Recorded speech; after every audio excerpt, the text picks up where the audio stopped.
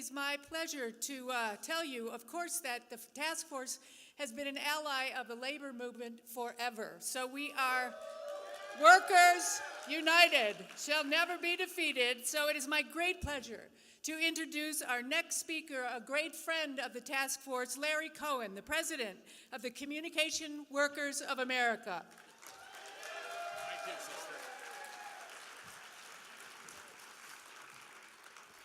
Thanks, sister, and great to be here. And we are all here with heavy hearts. And that list goes on and on.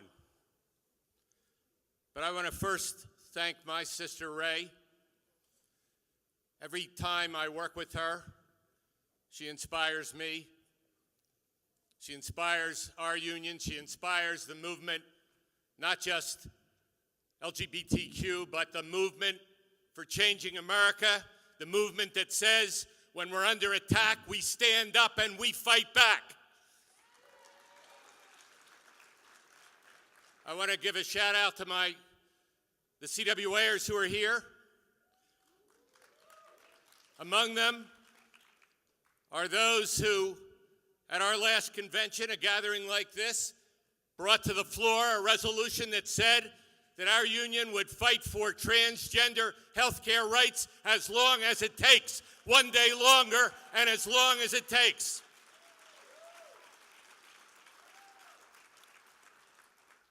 And at that meeting, we supported ENDA, and then when Ray called about these religious so-called exclusions, we said we no longer support that ENDA. We'll wait till an ENDA that ends discrimination, not one that carves out loopholes for anyone who wants to find one.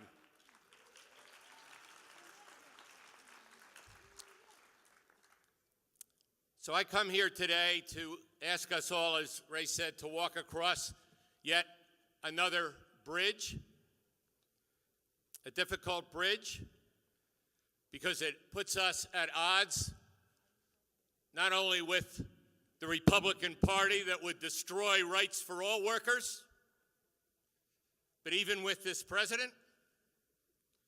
A bridge that says we've had enough of trade deals that destroy our cities, destroy our jobs, destroy our lives, destroy our pay, destroy our standard of living.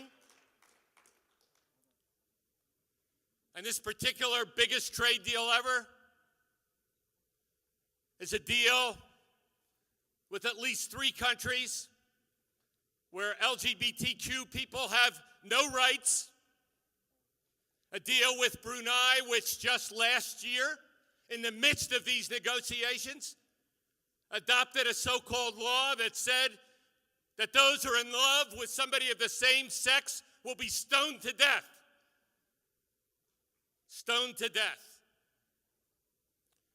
And so we're going to take 2 minutes to see Robert Reich in a video that's now had 8 million views in a week.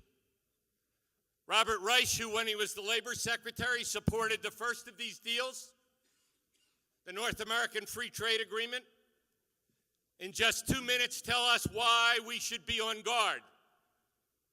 And then I'll come back for a couple of minutes to talk about what we can do. But make no mistake about it. If we sit back, if we glaze over and say, oh, trade deals, we are letting the multinational corporations, the U.S. Chamber of Commerce, decide what kind of economy we're going to have, what kind of world we're going to have. So stick with me for these 2 minutes. 2-minute video, if we can roll that now.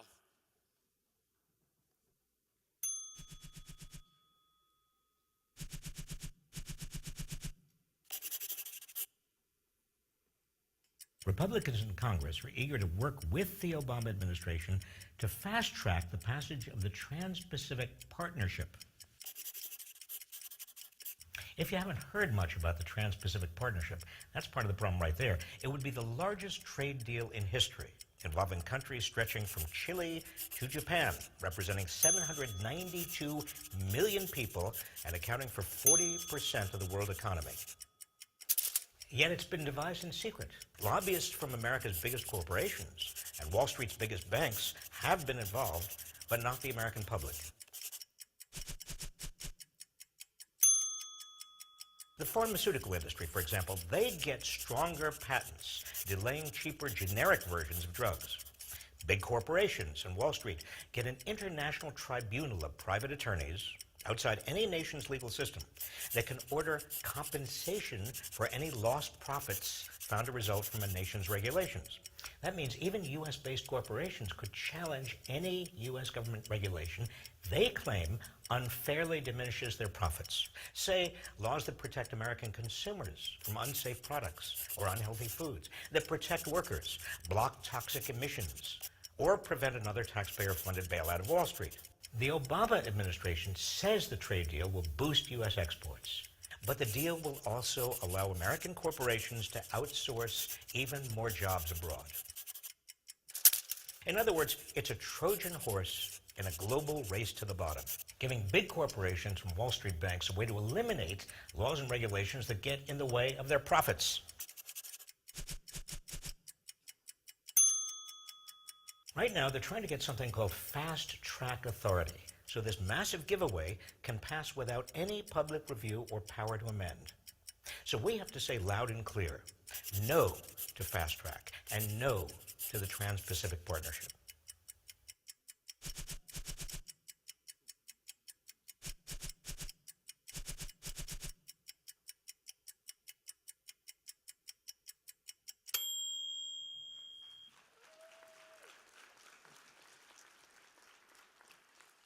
So there is a fact sheet that you all have. The Trans-Pacific Partnership threatens the LGBT community. It talks about these so-called partners, Brunei, Malaysia, Vietnam, where human rights and workers' rights are absent, where people like us can't walk down the street. But right now, this fast track, which they'll give a different name, Trade Promotion Authority, this is what we must stop. As the students in Madison 4 years ago rang out, tell me what democracy looks like. This is what democracy looks like in this room. And democracy is not a 1,200-page trade deal that no one has seen.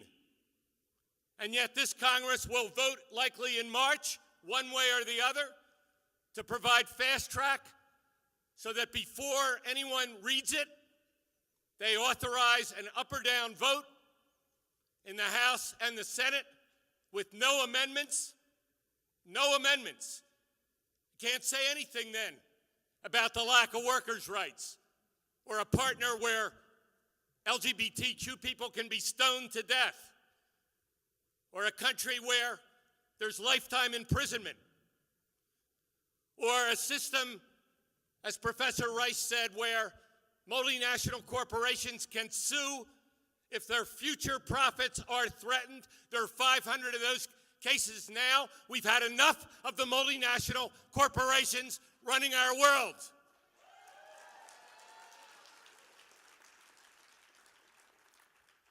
And those sisters and brothers from Ferguson who shouted, "Black Lives Matter," know so well what happened in St. Louis and Ferguson from 20 years of these rotten trade deals as every factory closed.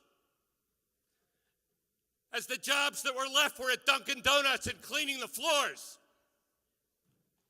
And in the Capitol 3 weeks ago, when I said exactly that if we care about Ferguson, we better care about our jobs. We better care about these trade deals that work for the people in the big office buildings and those who can get jobs there, but they don't work for the rest of us.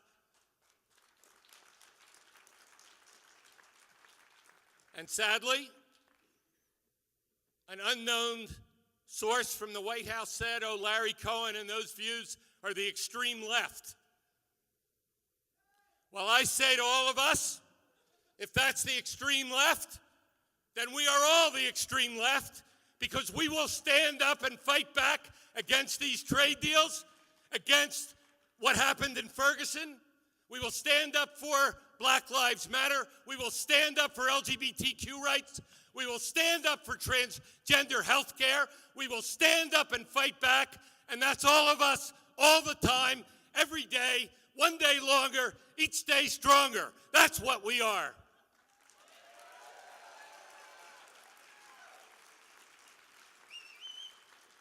And so, many of you have been by our booth. We're asking you to text to your member of Congress. If you text to 69866 with the message TPP out, your message will go to your member of Congress. This fight against fast track, they will introduce it at the end of February. It'll come to a vote in the House and Senate in March. Right now we have 150 Democrats against it out of 188. But we also need at least 50 Republicans. They'll have their own reasons. But our main job is to get every member of Congress who says they're for human rights to say no to fast track, to say we want to read this, to say no more deals with countries where there's no human rights, and to say loud and clear, we know what we do when we're under attack. We stand up, we fight back. We stand up, we fight back. We stand up, we fight back. We stand up, we fight back. We stand up, we fight back. We stand up, we fight back. We stand up, we fight back. Stand up, fight back. Thank you, Larry Cohen from Communication Workers of America. Please proceed to your workshops.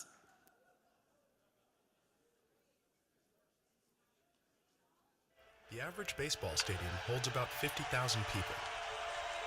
That's a lot of people. It's enough people to fill 125 jumbo jets. Or about 500 Ferris wheels. 50,000 people would fill a dance floor the size of an entire block in New York City. Or stretch 47 miles when linked hand in hand. And if 50,000 people formed a human pyramid, it would soar 632 feet into the sky. 50,000. That's a lot of people.